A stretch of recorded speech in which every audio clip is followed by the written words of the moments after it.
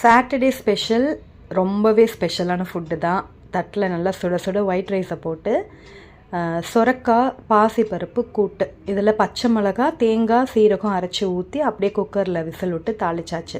Chicken 65 கடையிலேருந்து order பண்ணது, boneless chicken 65. அதுக்கப்புறம் பெரண்டை துவையல், இதில் கொஞ்சம் கொத்தமல்லி கருவேப்பிள்ளையும் சேர்த்து வதக்கி புளி வச்சு அரைச்சது. ரைஸில் போட்டு சாப்பிட இந்த ஃபர்ஸ்ட் டைம் செய்கிறேன், ரொம்ப டேஸ்ட்டாக இருந்தது.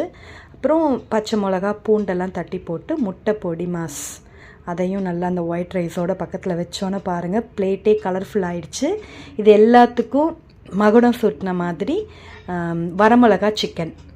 ஏன்னா இதை சிந்தாமணி சிக்கன் நான் சொல்ல மாட்டேன், ஏன்னா எக்ஸாக்டாக அந்த ரெசிப்பியில் செய்யலை. பட் வரமிளகா போட்டு தக்காளி போடாமல் வெங்காயம் மட்டும் போட்டு சிக்கன்.